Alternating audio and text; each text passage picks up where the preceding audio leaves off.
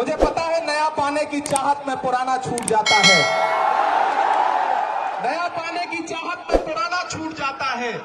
तुझे अपनाऊं तो मुझसे जमाना रूठ जाता है। मोहब्बत पढ़ने लिखने में बहुत आसान है, लेकिन मोहब्बत को निभाने में पसीना छूट जाता है। उन्हीं को कातिल कहेगी दुनिया, हमारा ही कत्लेआम होगा।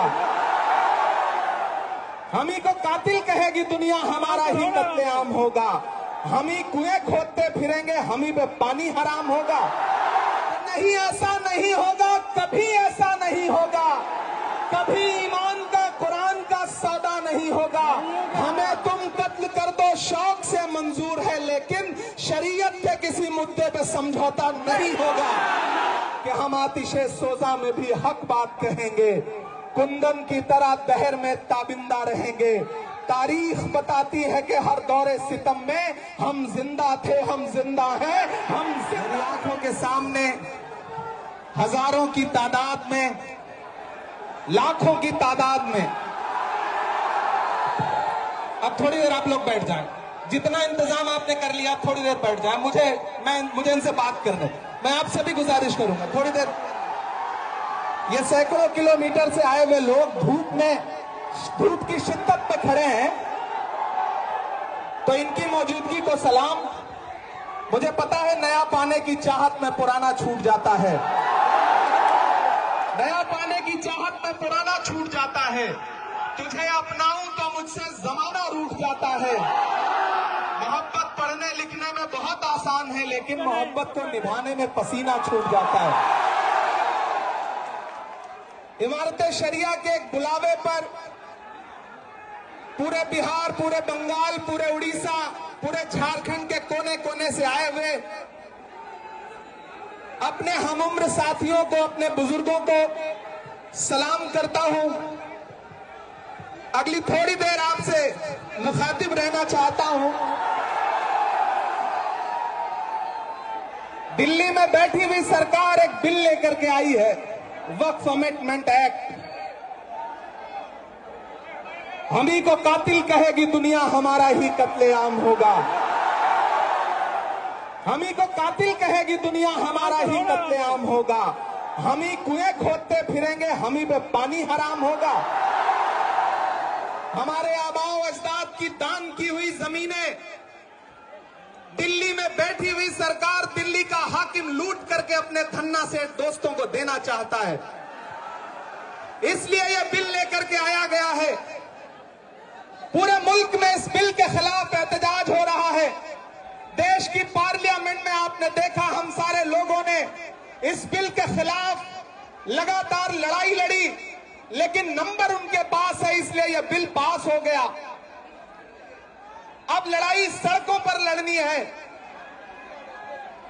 देश की माननीय उच्चतम न्यायालय में, सुप्रीम कोर्ट में यह मुकदमा ऑलरेडी पेंडिंग है, और मुझे पूरा यकीन है कि हमारे देश की सुप्रीम कोर्ट इंसाफ जरूर करेगी। महान बादशाह सिकंदर ने जब यूनान फतेह किया तो जीत का जश्न मनाने के लिए वो शहर की सड़कों पर निकला, तो उसने देखा कि पूरा शहर जश्न मना रहा है, लेकिन एक फकीर इंसान सड़क के किनारे बेसुध होकर के सो रहा है। सिकंदर को गुस्सा आया। सिकंदर अपने घोड़े से उतरा और उस सोते हुए फकीर के पास पहुंच करके गुस्से में उसे जोर की एक लात मारी, और लात मार के कहा कि क्यों रे फकीर, मैंने शहर जीत लिया, शहर जश्न मना रहा है और तू सो रहा है। तो उस फकीर ने उम्मीदी आंखों से सिकंदर की तरफ देखा और देख करके कहा कि शहर फतेह करना बादशाहों का काम है, लेकिन लात मारना गधे का काम है।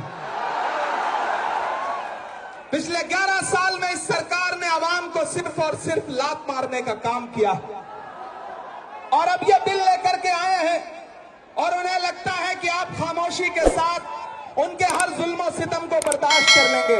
हमें पता है नहीं करेंगे, नहीं करेंगे ना, नहीं करेंगे ना।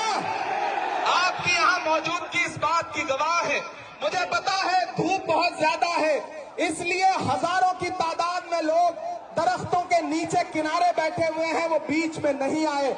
लेकिन फिर भी आज पूरा पटना, पूरा बिहार जाम हो चुका है। लोग लाखों की तादाद में घर से निकल करके आए हैं।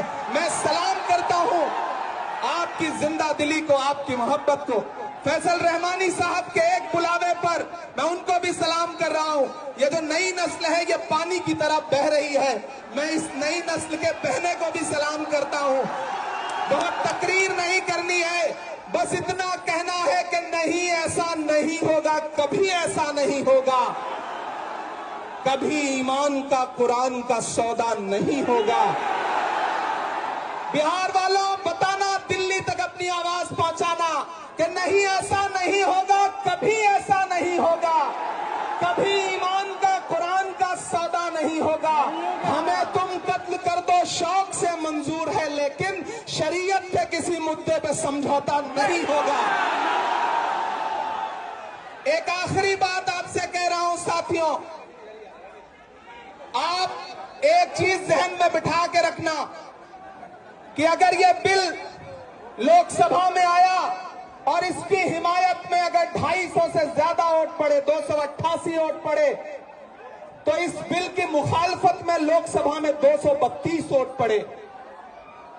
लोकसभा में मुसलमान सांसद सिर्फ 24 हैं, तो 200 से ज्यादा इस देश के हिंदू भाई, दलित भाई, सिख भाई, ईसाई भाई जो मेंबर ऑफ पार्लियामेंट हैं, वो लोकसभा में रात के 3:30 बजे तक इस बिल के खिलाफ वोट कर रहे थे और आपसे कह रहे थे कि हम आपके साथ खड़े हैं।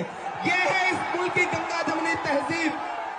ये जो लहराता हुआ तिरंगा है, इस तिरंगे में जो आपका रंग है और जो उसके ऊपर अमन का रंग है, भाईचारे का रंग है, उसके ऊपर भी जो रंग है, ये तीनों रंग मिलकर कह रहे हैं कि ये मुल्क नरेंद्र मोदी जी की जागीर नहीं है, ये मुल्क हिंदुस्तान के हर इंसान का है, हर इंसान का है। और हम अपने आबाओ अजदाद की जमीनों को बचाने के लिए, खानकाहों को बचाने के लिए, इबादत गाहों को बचाने के लिए, कब्रिस्तानों को बचाने के लिए जो कुर्बानी जरूरी होगी वो कुर्बानी देंगे। हम सड़कों पर बैठेंगे।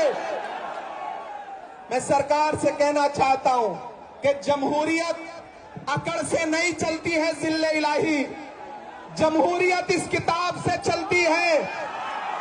यह जो संविधान है जिसे डॉक्टर बाबा साहब अंबेडकर ने अपने खून पसीने से लिखा था, इस किताब से मुल्क चलेगा, किसी की अकड़ और जिद से नहीं चलेगा। नरेंद्र मोदी जी, आपको यह समझना पड़ेगा कि आप हमारी हिमायत में जो बिल लेके आए हैं, हमें पता है वो हमारी हिमायत नहीं बल्कि हमें बर्बादी का सामान लेकर के आए हैं।